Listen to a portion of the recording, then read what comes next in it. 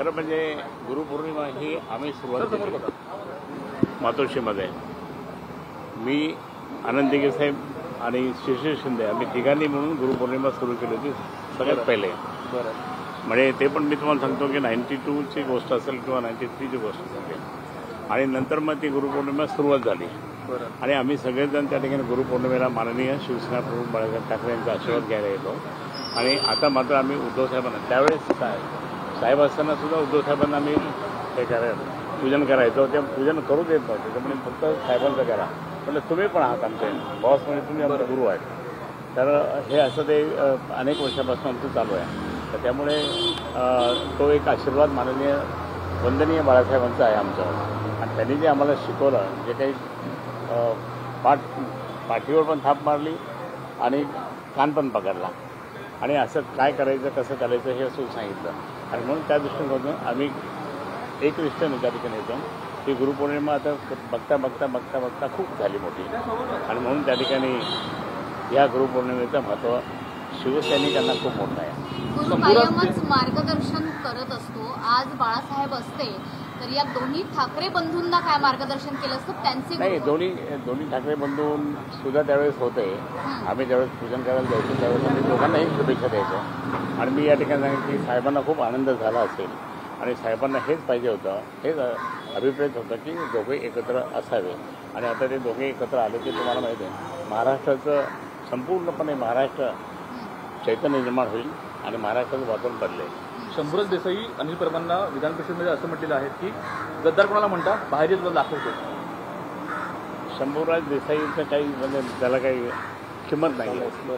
तो फक्त मागच्या वेळेस काहीतरी राज्यमंत्री होता पोलीस खात्याचा म्हणून त्याला असं वाटायचं. पण त्याला माहीत नाही जायचं ही मुंबई आहे. मुंबई शिवसैनिकांची आहे, बाळासाहेबांची आहे, उद्धव साहेबांची आहे, आदित्य साहेबांची आणि राजसाहेबांची आहे. कारण मुंबईचे शिवसैनिक जे आहेत ते त्यांना माहीत नाही. हे 1985 ला शाखा स्थापन केली होती.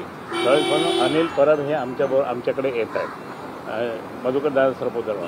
आणि त्यांनी तुम्हाला माहीतच हे त्यावेळेस दंगल झाली होती बहिरामपाडा वगैरे. त्या बहिरामपाड्याच्या तिथे कोणी वाचवलं हिंदूंना? अनिल परब यांनी वाचवलं. यांना काय माहीत नसेल, हे कुठेतरी होते त्यावेळेस. दाखवण्याची भाषा शिंदेच्या मंत्र्यांनी करावी का अशा पद्धतीने? नाही, शिंदेचे मंत्री काय मारामारी करतात, कुठं काही बोलतात. हे माननीय मुख्यमंत्री जे आहेत आमचे जुने मित्र, त्यांना कसं आवडतं? त्यांनी या ठिकाणी ह्या शिंदेच्या लोकांना त्या ठिकाणी त्यांचंही नाव खराब होतं ना मुख्यमंत्र्यांचं. आणि म्हणून त्यांनी या ठिकाणी कुठेतरी यांना समज दिली पाहिजे किंवा यांना चूप बसवलं पाहिजे. नाही तर आम्हाला तर बरंच आहे, आम्हाला प्रचार करायला चांगले मुद्दे मिळतात ना. पण यांनी या ठिकाणी अशा पद्धतीने त्या ठिकाणी एक म्हणजे आमदार असे करतात, बाकीचे सगळे लोक असे करतात, हे योग्य नाही आहे. महाराष्ट्राने जी मारहाण केली त्याला जवळपास 1.5 दिवस घेतलेला आहे. ही सगळे सत्ताधारी निषेध करतात, मात्र पुन्हा काही त्यांच्यावरती दाखल करणार की काय कारवाई करणार? नाही, मी असं ऐकलं होतं की गुन्हा दाखल करणार, फक्त करणार असं सांगितलं. पण अजून दाखल झालेलं नाही. त्यांच्यावर काही दबाव आला असेल शिंदेंचा मुख्यमंत्र्यांवर आणि म्हणून असं दाखल केलं. खरे सर, शिरसाटांच्या हॉटेलवरनं बरंचसं वादंग आपण विधानमंडळाची बघितलेलं आहे. त्याच्यावर तुमची काय प्रतिक्रिया आहे? नाही, माझी प्रतिक्रिया मी दिलेली आहे. खरं म्हणजे त्या विट्स हॉटेलचं प्रकरण सन्माननीय विरोधी पक्षाचे अंबादास दानवे यांनी बोलून काढलं ते सगळं. परंतु यांनी कशाला जास्त गाजावाजा करायचा? आणि सगळं खोटं आहे, सगळं त्या ठिकाणी खोटे कागदपत्र, खोटे सगळं हे आणलं आहे. आणि म्हणून ते योग्य नाही आहे. खरं म्हणजे त्यांनी आपलं पद मिळालं समाज कल्याणाचं, समाजाचं कल्याण करावं. संजय शिरसाट यांना नोटीस आलेली आहे आयकर विभागाची, कसं पाहता याकडे? नाही, आता म्हणून म्हणतो ना, आयटीची नोटीस तर येणारच होती. आम्ही सांगितलं तुम्हाला आयटीची नोटीस येणार आता पुढे. कारण शेवटी काय त्यांनी फक्त जे खातं आहे समाज कल्याण, तर समाजाचं कल्याण करावं, बाकी स्वतःचं करू नये. त्यांच्या राजीनाम्याची मागणी करता का किंवा त्यांच्या गच्छंतीचे संकेत काय आता मुख्यमंत्र्यांपर्यंत प्रकरण गेलेले आहेत. मुख्यमंत्र्यांनी आश्वासन दिले की मी सगळी पूर्ण चौकशी करेल. महाराष्ट्राबद्दल मराठी माणसाबद्दल आक्षेपार्ह विधान करणारा निशिकांत दुबेचं घर आहे मुंबईमध्ये. फालतू माणूस निशिकांत दुबे हा मोठ्या मोठ्या उद्योगपतींचा दलाल आहे. माझ्याबरोबर 2 टर्म त्या ठिकाणी तो खासदार होता. आणि मला माहीत आहे दिल्लीमध्ये राहतो तो, झारखंडला पण राहत नाही. झारखंडमध्ये निवडून येतो पण दिल्लीमध्ये राहतो.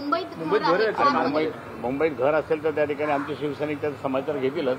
परंतु या ठिकाणी सांगायचं की त्यांनी तो ज्या पद्धतीने काम करतो तो मोठे मोठे उद्योग समूहाचा तो दलाल आहे सोबतच इथल्या एका आणि हे मला एकदा बोलला होता तो त्यावेळेस आम्ही एका कमिटीत गेलो होतो बरे तर सर मेरे ये बोले मग हे धरून झालं की त्यांनी सगळं ह्या अशा पद्धतीने तो म्हणजे दलाली करतो दलाली करून त्याला कोणतरी उचकवतात म्हणजे मी तर या ठिकाणी हे सांगेन की भारतीय जनता पार्टीचे सगळे मोठे नेते त्याला उचकवत असं की तो असं बोल म्हणजे असं बोल म्हणजे वातावरण खराब करण्याचा महाराष्ट्राचं वातावरण खराब करण्याचा हा मुद्दा आहे. खरेजी त्यांनी म्हटलं होतं की महाराष्ट्राकडे उद्योगधंदे नाही मात्र याच महाराष्ट्रातल्या मुंबईतल्या एका बड्या कॉर्पोरेट कंपनीत ते डायरेक्टर पदावर होते 1993 ते 2009 पर्यंत. बरोबर आहे अगदी बरोबर आहे. मुंबईकडे उद्योगधंदे नाही त्यांचं मुंबईकडे उद्योगधंदे नसले तरी मुंबई त्या ठिकाणी म्हणजे महाराष्ट्र म्हणजे मुंबई जवळपास सगळ्यात जास्त रेव्हेन्यू सेंट्रल गव्हर्नमेंटला देत तर महाराष्ट्र मुंबई आणि म्हणून या ठिकाणी म्हणजे मी तर माझ्या भाषणात एकदा बोललो होतो की 44% रेव्हेन्यू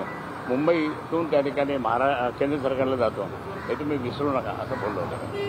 ओके थँक्यू.